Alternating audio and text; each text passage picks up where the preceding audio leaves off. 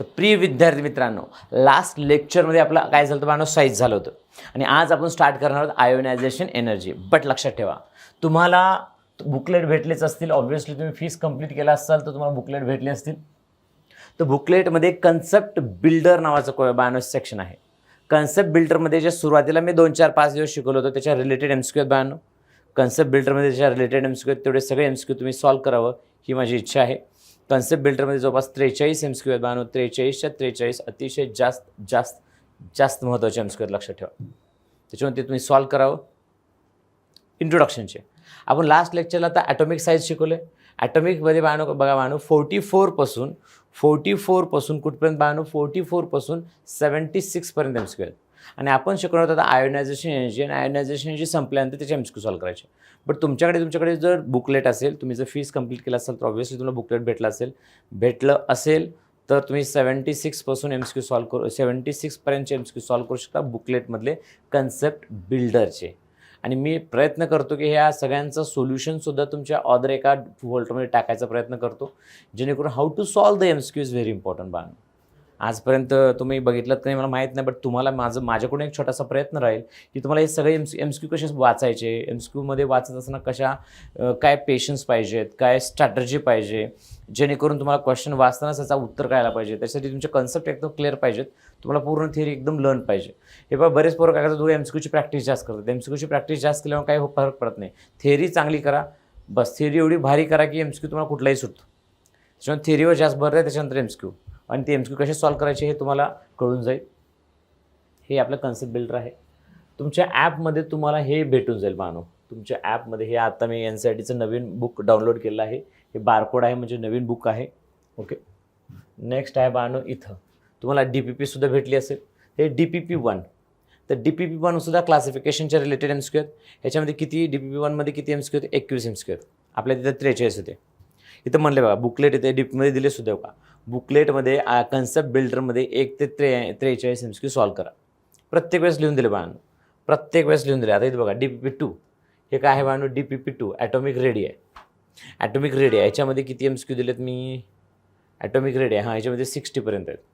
आणि तिथेही म्हणले बघा बुकलेटमध्ये ह्याचे कन्सेप्ट बिल्डरमध्ये 44 to 76 एमसीक्यू सॉल्व्ह करा. नंतर सुरू होईल बाळांनो DPP नंबर 3 आयोनायझेशन एनर्जी, जे की आपण शिकवणार आहोत. आता इथून 2 दिवस चालेल किंवा 3 दिवस चालेल किंवा 4 दिवस चालेल, लक्ष द्या. डिपेंड करतं ते किती दिवस चालणार आहे. बट आयोनायझेशन एनर्जी या चॅप्टरसाठी अख्ख्या केमिस्ट्रीसाठी महत्त्वाचे आहे, लक्षात ठेवा. डन.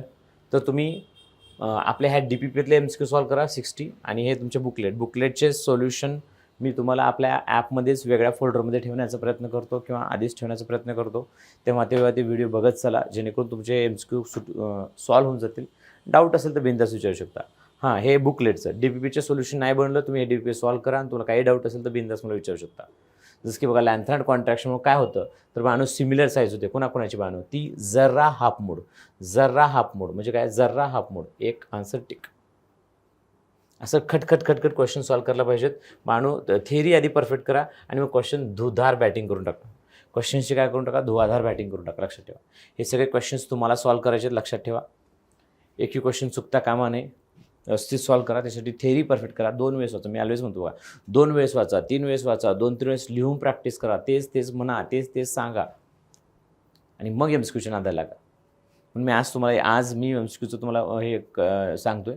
याच्यानंतर मी एमसीक्यू तुम्हाला सांगेन. आता तुम्हाला हे DPP तर भेटलंच आहे. DPP भेटल्यानंतर तुम्हाला प्रत्येक DPP खाली आहेत बुकलेटचे कन्सेप्ट बिल्डर इथपर्यंत आहे बाबा, ते सॉल्व्ह करा. ते सॉल्व्ह करणं काम कोणाचं? तुमचं, लक्षात ठेवा. सॉल्व्ह करावंच लागेल, पर्याय नाही, लक्षात ठेवा. चला स्टार्ट करतो मी आता. चला, आयोनायझेशन एनर्जी. ओके, आता हे आयोनायझेशन एनर्जी झालं. 1 मिनिट. आणि आपल्याला तुरंत हे आयोनायझेशन एनर्जीच्या नंतर काय करायचं? ते बुकलेट बंद करून टाकतो मी, जेणेकरून मला जे कामाचं आहे ते यूज करता येईल. अरे काय झालं रे?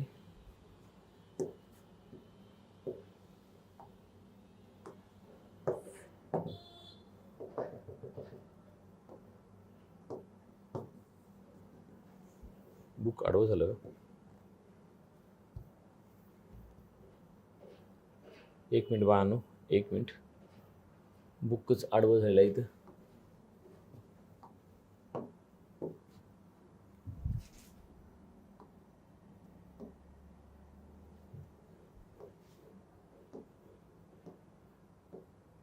हलवा व्यवस्थित. खतरनाक काम आहे बुकलेटचं पण. लक्ष द्या. स्टार्ट करूयात. Ionisation energy. सर काय असतं सर आयोनायझेशन एनर्जी? तर प्रिय विद्यार्थी मित्रांनो, ionization energy is also called as ionization potential. Ionization energy is also called as ionization potential. Ionization energy is also called as ionization potential. ह्याला तुम्ही ionisation एनर्जीच्या शॉर्टकटमध्ये आई म्हणू शकता. आयोनायझेशन पोटेन्शियलला तुम्ही IP म्हणू शकता. आणि ह्यालाच तुम्ही आणखीन काय म्हणू शकता? एन्थाल्पी ऑफ आयोनायझेशन म्हणू शकता. काय म्हणू शकता? एन्थाल्पी ऑफ आयोनायझेशन किंवा आयोनायझेशन एन्थाल्पी अशी म्हणू शकता. Okay. ΔHION. Enthalpy of ionization. Enthalpy of ionization. Enthalpy of ionization. तर नेक्स्ट त्याची डेफिनेशन जर बघितलं काय आहे सर एन्थाल्पी ऑफ आयोनायझेशन ह्या वर्डवरून तुम्हाला काय कळतं की आयॉन तयार करत होतो आपण. काय करतो? आयॉन तयार करतो. कसं? या लक्ष द्या. तर एन्थाल्पी ऑफ आयोनायझेशन म्हणजे काय असतं? हे आयसोलेटेड इंडिव्हिज्युअल गॅसेस आयटम पाहिजे. आयोनायझेशन एनर्जी जर तुम्हाला बघायची असेल एखाद्या आयटमची तर तो काय पाहिजे तुम्हाला? Isolated individual. तो कोणासोबत बॉन्ड बनवलेला राहता कामा नये. आयसोलेटेड पाहिजे म्हणजे बॉन्डेड नाही. आयसोलेटेड कुणासोबत बॉन्ड न बनवून ठेवलेला असा आयटम जो की कोणत्या फॉर्ममध्ये पाहिजे? गॅसेस फॉर्ममध्ये पाहिजे. आणि अशा आयटमचा आउटरमोस्ट ऑर्बिटमधला इलेक्ट्रॉन रिमूव्ह करण्यासाठी लागणारी एनर्जी म्हणजे आयोनायझेशन एनर्जी. आउटरमोस्ट ऑर्बिटमधला इलेक्ट्रॉन रिमूव्ह करण्यासाठी लागणारी एनर्जी म्हणजे आयोनायझेशन एनर्जी. आउटरमोस्ट ऑर्बिटमधला इलेक्ट्रॉन रिमूव्ह करण्यासाठी लागणारी एनर्जी म्हणजे आयोनायझेशन एनर्जी. लक्षात ठेवा. परंतु तो आयटम आयसोलेटेड गॅसियस फॉर्ममध्ये पाहिजे. आयसोलेटेड गॅसियस फॉर्ममध्ये पाहिजे तरच ते आपल्याला मोजता येतं. हे सुद्धा एक कंडिशन आहे. आता बघायची डेफिनेशन बघा. The minimum amount of energy. The minimum amount of energy required to remove. The minimum amount of energy required to remove the electron from outermost orbit of an isolated gaseous atom. बघा ना. Minimum amount of energy required म्हणते endothermic आहे. Required to remove the electron from outermost orbit of isolated gaseous atom is called as ionization energy. दोन वेळेस म्हणा. The minimum amount of energy required to remove the electron from its outermost orbit of isolated gaseous atom is called as काय Bano ionization energy. रट्टा मारण्याची अजिबात गरज नाही. The minimum amount of energy required to remove the electron from its outermost orbit of isolated gaseous atom is called as ionization energy. Minimum amount of energy required to remove the electron. Minimum amount of energy काय बानो required. हे शब्द फार महत्त्वाचा आहे. Required हे शब्द फार फार फार महत्त्वाचा बानो. रिक्वायर्ड.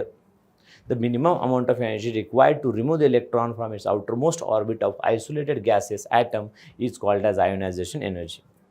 म्हणजे जो तुमचा ॲटम आहे तो गॅसेस फॉर्ममध्येच पाहिजे. इथं सॉलिड लिहिलं असेल तर इथं लिक्विड लिहिलं असेल तर इथं गॅसच पाहिजे.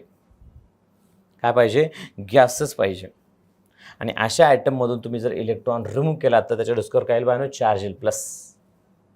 म्हणजे x gas gives x gas plus plus electron. म्हणजे तुम्ही त्या न्यूट्रल मॉलिक्यूलला काय करता? तुम्ही आयॉन तयार करता. म्हणून ह्याला आयोनायझेशन एनर्जी म्हणतात. काय म्हणतात? Ionization energy. काय म्हणतात? Ionization energy. आणि तो शब्द रिक्वायर्ड आल्यामुळे लक्षात ठेवा आयोनायझेशन एनर्जी हे ऑलवेज पॉझिटिव्ह व्हॅल्यू असतात. म्हणजे एन्थाल्पीची ऑलवेज पॉझिटिव्ह असते. म्हणजे ऑलवेज हे काय असतं बानो एंडोथर्मिक रिॲक्शन असते. काय असते? Endothermic reaction. काय असतं? एंडोथर्मिक रिॲक्शन असतं. म्हणजे इलेक्ट्रॉन रिमूव्ह करायला एनर्जी लागते. एनर्जी ॲब्सॉर्ब केली जाते तिथं. तो सिस्टीम एनर्जी ॲब्सॉर्ब करतो इलेक्ट्रॉन रिमूव्ह करण्यासाठी. म्हणजे हे एंडोथर्मिक रिॲक्शन आहे. कशी रिॲक्शन आहे? एंडोथर्मिक रिॲक्शन आहे. लिहून घ्या. घेतलात लिहून? हो सर. नेक्स्ट लक्ष द्या. ऑलवेज एंडोथर्मिक म्हणानो. Always endothermic. बट जर स्पेसिस जर अनायनिक असेल म्हणजे डोसक्यावर त्याचे निगेटिव्ह चार्ज असेल तर दॅट टाईम पाहणो निगेटिव्ह कधी स्टेबल नसतो. तो अनस्टेबल असतो. तो पटकन आपले इलेक्ट्रॉन देऊन टाकतो आणि तोच एनर्जी रिलीज करतो. But that time ionization energy किंवा आयोनायझेशन एन्थाल्पी काय असते? निगेटिव्ह असते. म्हणजे एक्झो असते. Loss the energy. आता एरवी always endo, always endo, always endo, अनायनमध्ये तेवढा एक्झो, ऑलवेज एंडो, अनायनमध्ये तेवढा exo, always endo, always, always endo, always endo, always endo, अनायनमध्ये तेवढा एक्झो, अनायनमध्ये तेवढा एक्झो, अनायनमध्ये तेवढा एक्झो. लर्नच करून ठेवायचं, पाठच. आयोनायझेशन एनर्जी, हे बघा साईज एकदम सोपं होतं, बट आयोनायझेशन एनर्जी चांगलंच मस्त कन्सेप्ट आहे आणि याच्यात थोडे एक्सेप्शन पण आहे. आपल्या साईजमध्ये दोनच एक्सेप्शन होते, आपला ॲल्युमिनियम आणि काय गॅलियम, आणि लॅन्थ्रॉन कॉन्ट्रॅक्शन, ते तर कन्सेप्ट होतं. ओके, मग तो म्हणायला काहीतरी एकच महत्त्वाचं होतं, ॲल्युमिनियम आणि गॅलियमचं एक एक्सेप्शन होतं. बट ह्याच्यामध्ये भरपूर काही गोष्टी कन्सेप्ट आहेत आणि एक्सेप्शन पण आहेत. त्याच्यामुळे डोळे फाडू बघा, व्यवस्थित बघा, लिहून घ्या. आता बघायचं, हे बघा ह्याचं युनिट काय असतं, इलेक्ट्रॉन वोल्ट पर ॲटम म्हणू शकता तुम्ही ह्याला, इलेक्ट्रॉन वोल्ट पर ॲटम. किलो जूल पर मोल, कॅलरीज पर मोल, किलो कॅलरीज पर मोल, कोणता पण युनिट येऊ शकतो. मोलचं कन्वर्जन, आय होप तुम्हाला हे युनिट कन्वर्जन तर यायलाच पाहिजे. 1 इलेक्ट्रॉन वोल्ट पर ॲटमचं, ॲटम किंवा मोलचं जर तुम्हाला काय करायचं असेल मानू, ॲटम किंवा मॉलिक्युलचं जर तुम्हाला करायचं असेल कन्वर्जन, कशामध्ये, जर तुम्हाला ह्याचं कन्वर्जन करायचं असेल बानो, ह्याचं जर तुम्हाला कन्वर्जन करायचं असेल, 1 electron volt is equal to 23 kilo calories per mole. आणि बघायचं, लक्ष द्या, 1 electron volt is equal to 96.5 kilo joule, and 1 kilo calorie is equal to 4.2 kilo joule. हे कन्सेप्ट, हे युनिट कन्वर्जन माहीत पाहिजेत. बट हे एक्स्ट्रा गोष्ट आहे, याच्यावरती प्रश्न अजिबात विचारत नाहीत, फक्त तुला माहीत पाहिजे की 1 इलेक्ट्रॉन वोल्ट इंटू काय 23.06 kilo calories, 96.5 kilo joule, and 1 kilo calorie is equal to 4.2 kilo joule, 4.2 kilo joule. हे लर्न पाहिजे, हे एक्स्ट्रा आहे, लिहून सुद्धा ठेवलं. ओके, लिहून घ्या फास्ट. सर युनिट पाठ करायचं का? अरे युनिट पाठ करायची गरज नाही, युनिट पाठ करायची गरज नाही बाळा. Next, successive ionization energy. Sir हे सक्सेसिव्ह आयोनायझेशन एनर्जी म्हणजे काय असतं? Successive ionization energy of aluminium बघायची आपल्याला. काय होत जाते? सक्सेसिव्ह आयोनायझेशन एनर्जी काय होत जाते बानो? इन्क्रीज होत जाते. सक्सेसिव्ह आयोनायझेशन एनर्जी काय होत जाते? इन्क्रीज होत जाते. इन्क्रीज काय होत चालली इथं? इन्क्रीज होत चालली. सक्सेसिव्ह आयोनायझेशन एनर्जी काय होत चालली? इन्क्रीज होत चालली. सर का सर? आता लक्ष दे, ॲल्युमिनियम आहे. पहिले तर ॲल्युमिनियम जनरली तुला माहिती आहे सगळ्याजण सॉलिड फॉर्ममध्ये असतो. त्याला तुला गॅस करावं लागेल. काय करावं लागेल? गॅस करावं लागेल. म्हणजे पहिल्यांदा सॉलिडचं तुला लिक्विड करावं लागेल आणि मग लिक्विडचं तुला काय करावं लागेल? गॅस करावं लागेल. सॉलिडचं लिक्विड करणे म्हणजे मेल्टिंग पॉईंट आणि लिक्विडचं गॅस करणे म्हणजे बॉइलिंग पॉईंट. म्हणजे या दोघांचं कॉम्बिनेशन म्हणजे तू सब्लिमेशन म्हणू शकतोस. एन्थॅल्पी काय म्हणू शकतो? सब्लिमेशन. जो आपण घरी कापूरला जातो, जेव्हा आपण कापूरला जातो ते सॉलिड असतं. सॉलिडचं डायरेक्ट लिक्विड होतं, गॅस होऊन जातं डायरेक्ट. त्याला सब्लिमेशन म्हणतात. आणि ती एनर्जी जी रिलीज होत आहे त्याला एन्थॅल्पी ऑफ सब्लिमेशन. त्याला काय म्हणतात? एन्थॅल्पी ऑफ सब्लिमेशन. आता ऐक, तुला ॲल्युमिनियम गॅसेस फॉर्ममध्ये भेटला, त्याचा एक इलेक्ट्रॉन रिमूव्ह केला, काय झालं? तुझं Al+ झालं. एक इलेक्ट्रॉन गेला. तर एखाद्या स्पेसिसमधून पहिला इलेक्ट्रॉन ज्यावेळेस जातो तर तो कुठून तो स्पेसिस कसलाही असेल, त्याचा पहिला इलेक्ट्रॉन ज्यावेळेस आपण रिमूव्ह करतो दॅट टाईम त्याला I1 म्हणायचं. I1 म्हणजे फर्स्ट आयोनायझेशन एनर्जी, म्हणजे पहिला इलेक्ट्रॉन काढलो बाबा आपण त्याचा. आता त्याच्यातला जर आणखीन, आता हे झालं Al+. आता Al+ मला आणखीन एक इलेक्ट्रॉन रिमूव्ह केला तर काय झालं? त्याला I2 म्हणणार. आता इथं Al+2 झालं, कारण की एक इलेक्ट्रॉन काढला 1+, दुसरा इलेक्ट्रॉन काढलो +2, तिसरा इलेक्ट्रॉन काढलो त्याचा +3. इलेक्ट्रॉन जसं काढत जाचाल डोसकर तसं प्लस चार्ज येत जातं. आपण हे मागे शिकलोत का? हो सर. आता इथे बघा, तर Al+ झालं. आता Al+ काय झालं म्हणून? Al+ झालं. आता Al+ वरती एक इलेक्ट्रॉन काढल्यानंतर झालं, त्याच्यामुळे त्याला I1 म्हणतात, म्हणजे फर्स्ट आयोनायझेशन एनर्जी. मग त्याचा आणखीन एक इलेक्ट्रॉन काढलं तर इथं I2 म्हणजे सेकंड आयोनायझेशन एनर्जी. त्याचाच आणखीन तिसरा इलेक्ट्रॉन काढलं म्हणजे तिथं I3 म्हणजे थर्ड आयोनायझेशन एनर्जी. आणखीन काढलं तर फोर्थ आयोनायझेशन एनर्जी. आणखीन काढलं तर फिफ्थ आयोनायझेशन एनर्जी. आणखीन एक काढलं तर सिक्स्थ आयोनायझेशन एनर्जी, असं म्हणू शकतो. बट सध्याला आपण ॲल्युमिनियमची इझी गोईमध्ये 3 काढू शकतो, कारण की ॲल्युमिनियमचं कॉन्फिगरेशन जर भेटलात, ॲटॉमिक नंबर 23 आहे आणि कॉन्फिगरेशन काय आहे? 283 म्हणजे 3 आउटर मोस्ट ऑर्बिट आहे, तर 3 इलेक्ट्रॉन इझिली काढू शकतो. 4th पण काढू शकतो, बट त्या टायमाला एनर्जी जास्त लागेल. ते कन्सेप्ट मी तुम्हाला नंतर सांगतो. आता ऐका, I1, I2, I3 मग मी जर प्रश्न विचारला की बाळा रे I1 I2 I3 मध्ये सगळ्यात जास्त एनर्जी कुठं लागत असेल, कुठं तू सांग, 1 मिनिट घे, तू सांग. I1 I2 I3. पहिला इलेक्ट्रॉन काढणाऱ्याला I1 म्हणतात, दुसरा त्याचंच काढलं I2 म्हणायचं, नंतर काढलो I3 म्हणायचं. हां, जर तुम्ही प्रोसेस इथून स्टार्ट करत असाल, बरं लक्ष द्या, किंवा खोड तुम्ही जरायला